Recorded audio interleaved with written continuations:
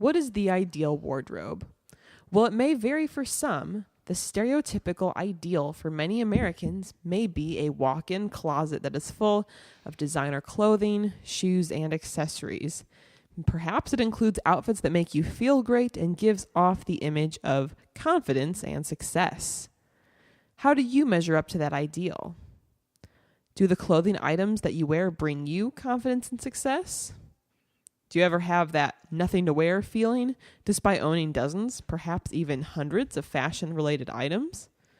We've been there before, but have seen that a more minimalist wardrobe can lead to a more abundant life. Where to start? I'm glad you asked, as the process of simplifying your wardrobe is what today's podcast episode is all about.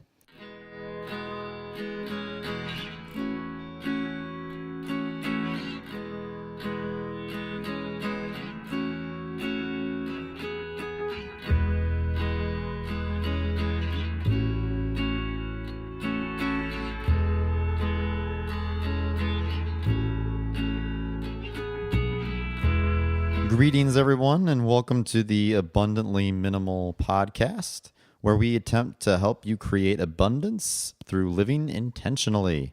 My name is Jake, and you just heard Sarah, and if you can believe it, and I sure can, this is episode 10.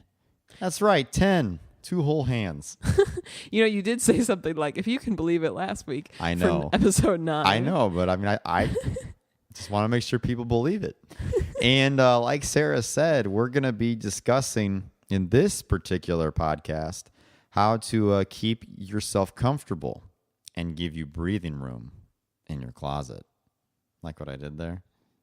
I don't even know what I did there, but it seemed like it worked. Sure. Yeah. All right.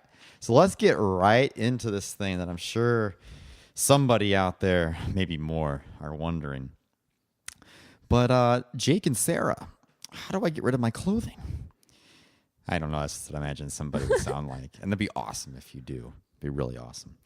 But how to get rid of clothing? I guess we should talk a little bit about our own clothing journey. Well, let me just say, Jake is the true champ. I know I sometimes monopolize the conversation a little bit on some podcast episodes.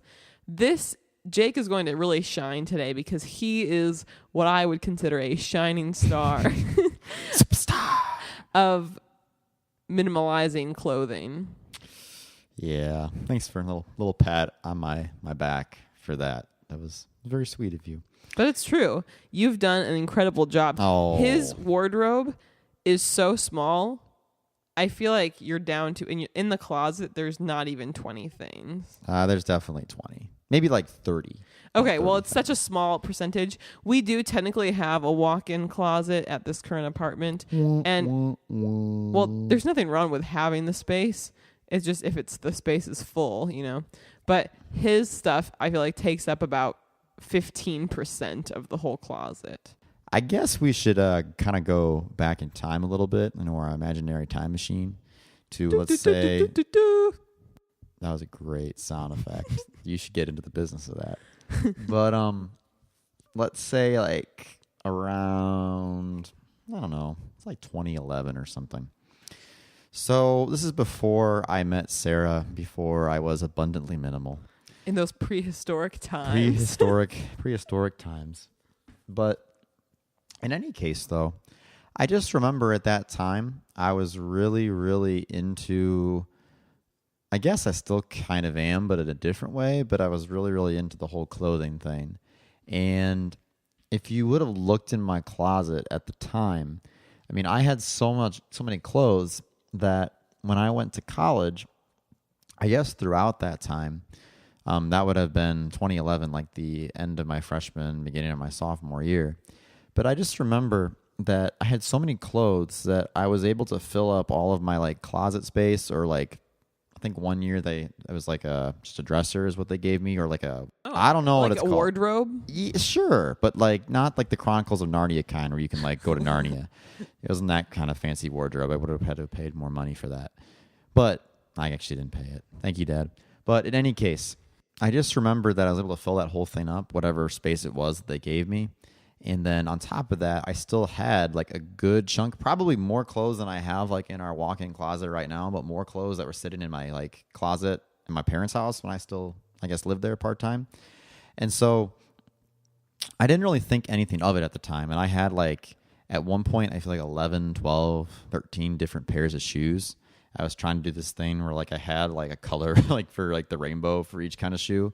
And I almost got it, except for I just didn't get to yellow or indigo, I guess, if you do the Roy G. Biv. If you count that. Yeah, I never indigo. I'm not counting indigo. I'm talking like the big six colors. But they never got the yellow shoes. Probably a good thing for me personally. No hating on the yellow shoes, but socks galore. I had a crazy amount of socks. I had, I think, like 10, 11 pairs of jeans at one point. Something really crazy like that. And some were like, because that was like the time where like the skinny jeans were like a big deal. And not that you would know just by, I guess, listening to this podcast, but I'm a pretty small dude. So like the skinny jean thing, like I legitimately just actually fit into those. Like it's not just like a style thing. Like if I wear like a standard pair of jeans, like we went to like a clothing store. It was like maybe a year ago, maybe less than a year ago. I don't remember, but I tried on like just their standard pair of jeans. That was the same like size. Same size, like for like the waist, the length, and like they looked, I mean, it was like a kid trying to put on like adult clothes or something is what it looked like. I mean, I didn't fit into them. It looked horrible. It was scary. So like, I don't wear the skinny jeans to be trendy. I literally just wear them because it's all that fits that I found this far. But in any case though, like I had like some of those like really, really skinny ones that even I couldn't fit into, or like I could, but it was like you did like the pants dance like to like put those on. It was like a good like 20, 30 second struggle to like pull your pants on, and then you couldn't really breathe in those pants if you can imagine what I'm saying here. TMI, but the point is that I had a lot of clothing, and I know that like I would go shopping sometimes to get like more stuff. And then like between the holidays or birthdays where, I mean, don't get me wrong, like I'm thankful for everything that I received, but it just got to the point where I had literally so much. And like even just some like accessories that like, I mean, I had like something from my cousin, like these like sweater vests, which I only maybe wore, like I can count on one hand, like the amount of times that I wore like a sweater vest. I had, and this is even recently up to like, since we've been here in this house, but like gobs and gobs of ties. Well, for a while you were even trying to collect. I was trying to collect as many ties as I could. I don't know why I thought that was a good idea. I mean, I had ties for like seemingly everything. I mean, just all different kinds of colors for different seasons, different sports. I had like a Mickey Mouse tie. I mean, like, which I don't think I ever actually wore, but just crazy amounts of stuff. And I think it never like consciously frustrated me, but just the frustration. And I think a lot of people who have, I guess, are privileged. We're privileged to be in a position where we have too much. Like you go through your closet and it's like, man, there are always like these items that stand out to you that are perfectly good, perfectly wearable, but for whatever reason, you just kind of skip it. And you feel guilty about it, or at least I did, because I'd always go, I mean, to the same select group of clothes like all the time. Like those are the ones that were my favorites, and those are the ones I felt the best with. And I mean, eventually I got to a point where like I was in between sizes. Like I used to wear mediums in high school, but being too small, that didn't actually work out. So I needed to get smalls, and then you have like different sizes. You have like clothes that are the same size that don't always fit you. You just have stuff that you don't even like with like images on there you don't even like, but you just got them because it seemed like a good deal at the time. Like when you were out buying these, or like with family, or just getting clothes from relatives, like I said, for the holidays, and it's not necessarily what you would have picked, but you feel guilty about not wearing it. So I digress, but it just got to be a little bit too much for me. And I think we're going back to what I originally was going to say, where I noticed it. Like, did you ever end up like packing a lot of stuff when you went home over like the holidays or even the weekends? For sure. But honestly, I mean, just packing in general, I typically would pack too much, whether it was a trip or whether it was to go just to point A to point B. Well, I did do my own laundry in college. I did, somewhat take care of myself there. I still brought like a lot home like over like weekends, so that way I could be cheap and not have to like do all of it at school, like where I could. I mean, I'd have like just this huge like bag full. And even like when we were going on like extended breaks, I guess it would have been like the winter break when I was going for like a month. I mean, I must have packed like something that would have like lasted me shirt wise for at least like 3 weeks or something like that. Like where I'd basically have like a different outfit every day. And I guarantee you that I didn't wear all of those shirts in a single setting of that. But I just remember that freshman year, like packing all of those, packing garbage bags of like all these different shoes. Because like I said, I had the rainbow, had different colors to go with every outfit. My dad, I remember like, he was like basically giving me crap for it, which was well deserved in hindsight. Like, why do you have all these shoes? Like, why do you need all of these? I mean, and just like packing all this stuff like in the back seat. And maybe that was more so like when we moved out, but like packing like all these like random shoes and these nooks and crannies and all these like bags of clothes and suitcases of clothes. And that's just that, not including everything else. And who knew that you'd be here at this point? Yeah, I certainly didn't. I can't read the future. But in any case, it just kind of like built up to a point where I think for me, it's like enough's enough. Like I'm tired of spending too much time wondering what I'm going to wear and digging through like all the stuff that I don't like. I just need to have what I actually do enjoy and like maybe just see, you know, if I've only been wearing these same clothes all the time, can I get by with just and be comfortable, not even just get by, but be comfortable with just a much smaller amount. For sure. My clothing story is not as in-depth as that, but I do think for me, I definitely also had a lot of stuff. I think two major things that affected me with the amount of clothing I had. I think that one of the things growing up, well, I don't think I was purchasing clothing at an extreme. Oftentimes, like my mom, sister, and I, that would be one of our fun things to do. We'd go clothing shopping together. And I love my family deeply, and we had a ton of fun doing this. I don't regret doing this, but I think it was often like one of our fun activities to do together. Oh, let's go to TJ Maxx. Let's go to Kohl's. Let's go to Target. And we would go shopping there, try some things on. Sometimes things would work. Sometimes things wouldn't. But it was often just kind of a fun thing to see what was available, not necessarily that we actually needed something. And I think when you are used to that, I think it maybe can be tougher to break that habit going forward when you see it. Oh, shopping is fun. Fortunately, there are a lot of other things you can do in life besides shopping for fun.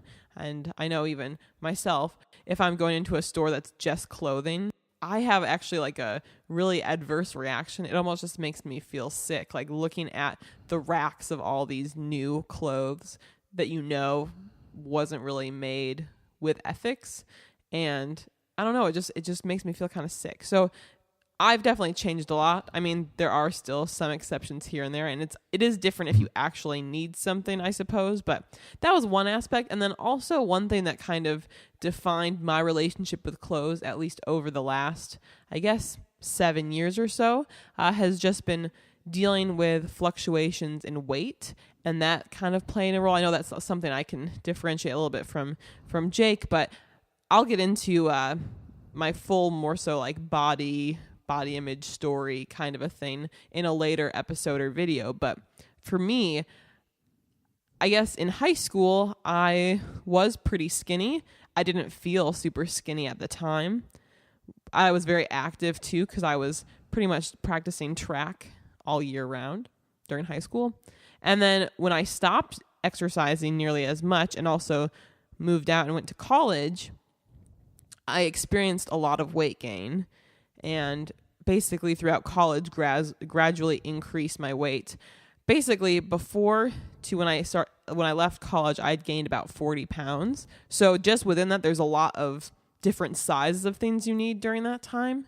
And then after I graduated, like when the first year of being married and working my job that I currently have, I gained more weight. And then I finally, kind of hit enough is enough point in December of 2014. And then I actually ended up switching over to a vegan diet at that point. And then now, over the last few years, I've gradually lost about 25 pounds. So I'm kind of working my way down in a very gradual way. So for me, what's been interesting about that is that I have throughout these different stages. I mean, when you're gaining, I think my maximum I had gained was about 50 pounds or 55 pounds from where I was in high school.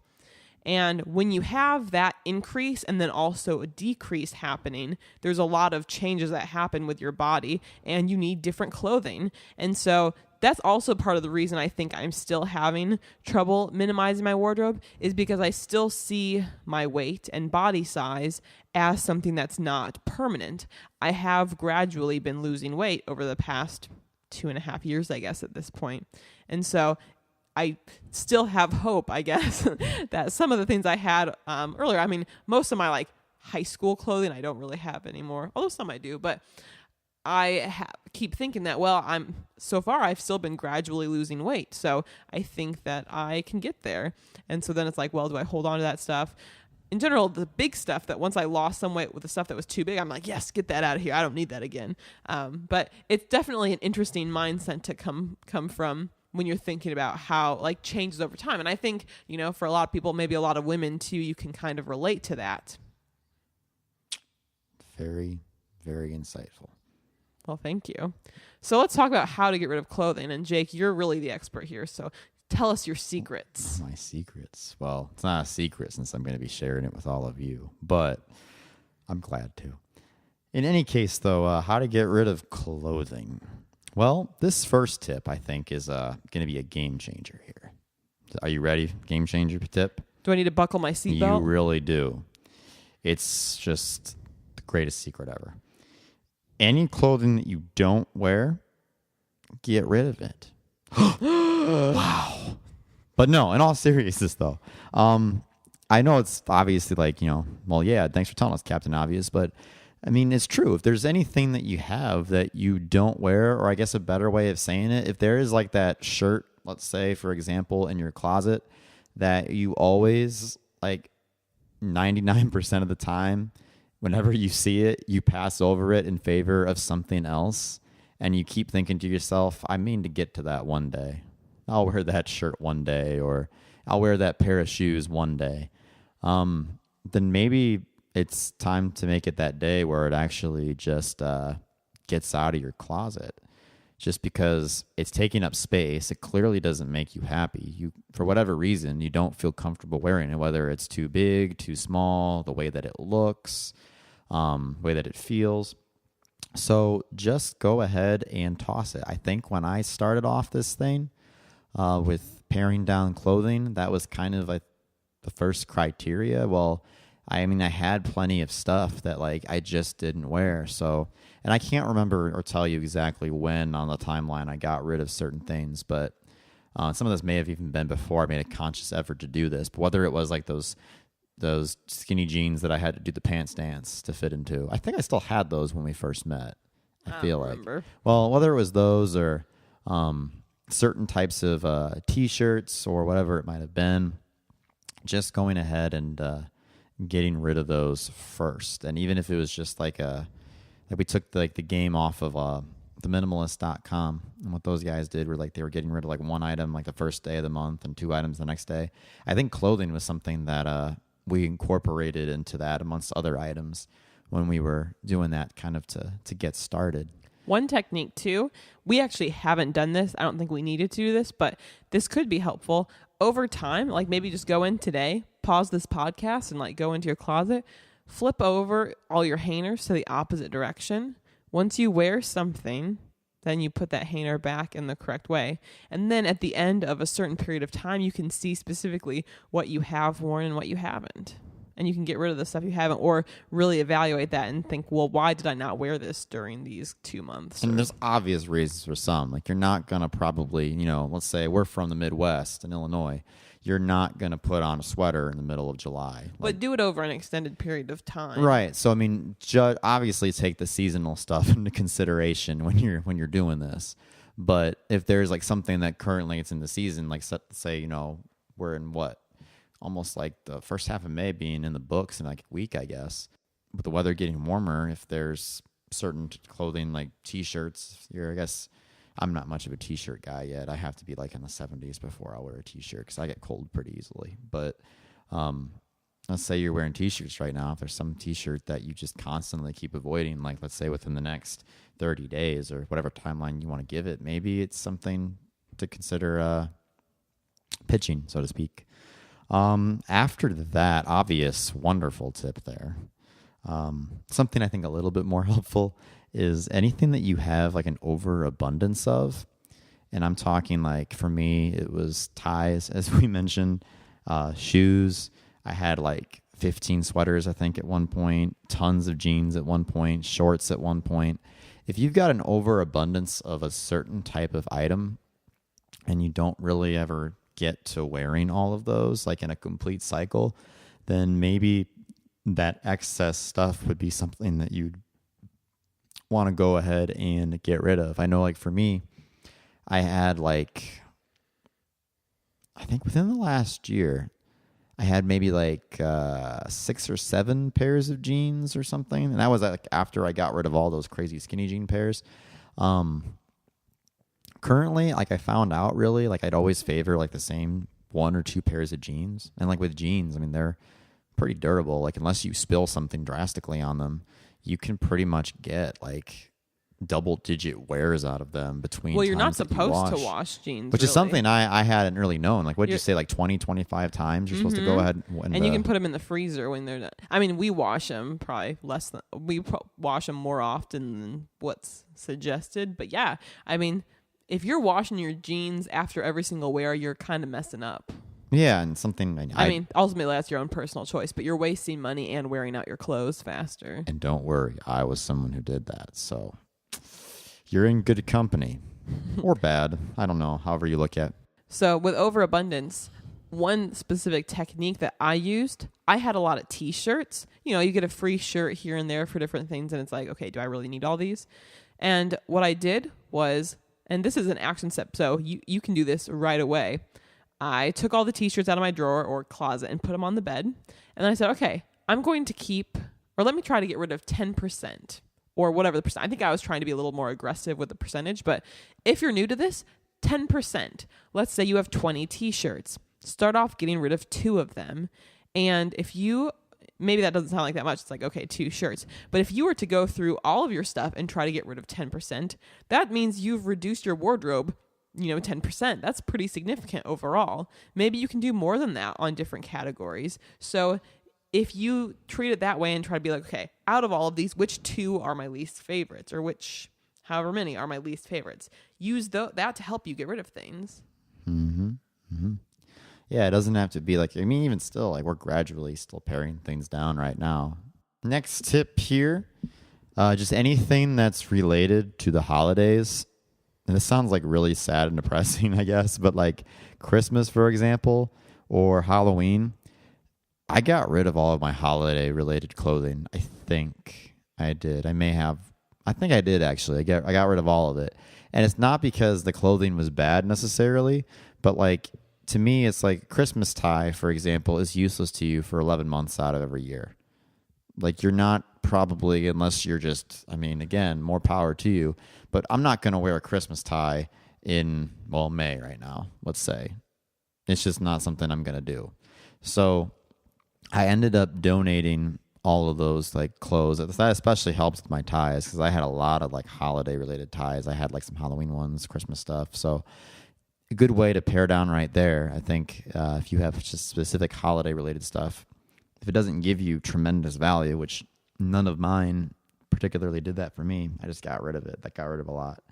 This is something that is kind of, I think, more debatable because it really just depends on you. But for me, as I think we've said before, Sarah and I are both vegans. So another way that helps me get rid of clothes by default was anything that was made out of animal products or like those type of materials. So wool, for example, or even some crazy stuff. Like I had a coat I bought at Goodwill and it was pretty nice. I really liked it. I didn't look at what it was made out of when I bought it. I was disgusted. It was camel hair, 100% camel hair. And I swear, it just looked like a normal jacket. It felt like, quote unquote normal jacket. So it's like, I mean, reading that label, if that's something that like disturbs you, like I was terribly disturbed that I was wearing a camel hair jacket. Like that's not even like a stand, like wool you kind of expect sometimes, but camel hair, like what? Yeah. I mean, and again, this is something like for us, and I guess I know for me personally that I really, really look at with clothing that I buy now too. I don't buy anything with that. And it made it really easy for me, whether it was wool or like, and this, I don't know, I guess depending on your viewpoint, but even like silk, it came from these silkworms. And while I can't say I'm exactly a fan of silkworms, something just didn't seem right to me about having like these clothes where that they made use of like these animal like byproducts and whatnot, and how they go about actually obtaining this stuff. So I decided that I didn't really want to go ahead and do that. So I got rid of pretty much, I think at this point, the only items I have that are still animal based would be shoes I have that are made out of leather. And you've had those for years. And I had them for a long time. So it's like not like you have to just get rid of everything automatically because of like what it's made of. Like this has all been a gradual progression for me. Like up until a couple months ago, I still had like a leather belt, a leather wallet. But since those things were pretty much on their last legs, like the belt, I think literally like fell apart like in half. Like a piece of it just completely tore off. That's how much I wore it. I ended up replacing it with something non-animal based, cork actually, which we might get into a little bit later here. But something else I also did, or I'm still doing, is kind of trying to limit the amount of like synthetic fibers I have. The big enemy, I guess self-made enemy that you've declared war on is polyester. And so and its friends. Yeah, and its friends. So for those of you who don't know polyester, it's like, and I only say this because I didn't pay attention to anything my clothes were made of until like the last year. It's petroleum-based, oil-based is what the clothing is. A lot of chemicals, and this is greatly simplifying things, but a lot of chemicals are obviously going into place to like producing these synthetic types of clothes, whether it's polyester, whether it's acrylic, whether it's nylon or spandex or any of that stuff. Rayon would be another one. And so I've learned like since then, like some of these clothes, because of what they're made of and whatnot, or like the dyes that are used to like put on them are like toxic enough that they can have, I mean, not, I would say a super drastic noticeable effect on your health, but right away, but over long periods of times. And I'd encourage you to research this stuff on your own, because I'm only at the beginning stages of, I'm by no means a complete expert on this, but these clothes like have, through wearing them and having them make contact with your skin, they can have a long-term harmful effect on your health. And even just the fact of them coming into contact with your skin. I mean, sometimes, and I noticed it sometimes with like particular like 100% polyester items, like I had like some polos and whatnot. Sometimes like my skin would get kind of itchy, which is something for the most part I don't have anymore, because I don't think I really have anything 100% polyester anymore. I have these dress pants that I'm still making use of for right now and hope to switch out at some point. But like when I wear those, for example, I mean, I feel a lot more uncomfortable, and like my legs feel a lot, like not dramatically itchier, but just a lot less comfortable than when I wear something that is not synthetic based or not like totally synthetic based. I mean, I'd be a hypocrite like if I was saying I was totally against polyester, because right now I'm wearing like a blended shirt that has like some polyester in it. It's not the majority, but it's still in there. So it's like some of it could be placebo effect, but I get what you're saying. But I mean, so it's just another way that helped me try to pare down what I have and limit what I have. By no means am I perfect. I still have stuff with polyester. I have like a sweater that's I think like 100% acrylic, but just working my way, I definitely have a lot less of that stuff. And as far as the animal stuff, I definitely got rid of all of that except for the shoes. I think at this point are the only things that I still need to replace it at some And that's point. one debate too, even just with the shoes. I mean, I think that ethics plays a major role, but if you do have something that is serving a purpose and that you would have to replace if you get rid of it, that's a more difficult question, because from a minimalist perspective, buying more isn't necessarily the answer. I mean, if you're obviously probably buying better if you're buying something, intentionally, but you don't have to get rid of if you've got things that apply to any of these categories we've discussed and you get value out of them, then obviously keep them. But that's just where, I mean, for us, if you are stuck in the decision making process, that can be really helpful. I think also one thing to add too, just looking at, because we're kind of talking about ethics, and if ethics matter to you, there is a lot that you can learn about the clothing industry. Unfortunately, the clothing industry is the second most polluting industry in the world, and also has some really terrible impacts in terms of labor, the environment, how the materials are gotten or attained, I guess. And so feel free to look more into that, because that can be a big motivator too. I think because I know more now, that's part of the reason why I feel kind of sick when I'm walking around a store that's predominantly just new clothing, and I don't see that as, ooh, look at that cute thing. I see that as like sadness because of what I know it's done. We mentioned it before on this podcast, but the True Cost documentary is a great place to start if you're curious. Mm-hmm. And I guess to close out these tips, like if you've got close out. But anyway, to close out the this thing here, I think worn out clothing, something that I always kind of feel like guilty about is like if something's like worn out, just like simply throwing it away. I guess socks particularly come to mind with this, but something you can actually we use with our socks for is maybe it's not, I think it's actually pretty clean, but like you can use like socks or like old shirts or whatnot. You can like make them like cut them up like into rags, or you can like use the socks like we use like to dust what am I trying to say? Dressers. Just to scrub down dust on dressers or other areas around our bedroom or around the house and whatnot. To give them one final use before they go ahead and they're done. Just so you can feel a little bit less guilty, I guess, about getting rid of stuff that, I mean, has like holes in it that just isn't something that you'd wear anymore or whatnot. But let's try to push past the guilt thing, though, because obviously guilt can be a big part of getting rid of clothing because you paid a lot of money, you didn't wear it enough, et cetera, et cetera. But honestly, like, I don't feel like guilt serves a purpose in terms of talking about getting rid of belongings. And so try to push past that if you can. It's okay if it doesn't bring you joy. I mean, it's not going to bring you joy later. Like, it's never going to bring you joy.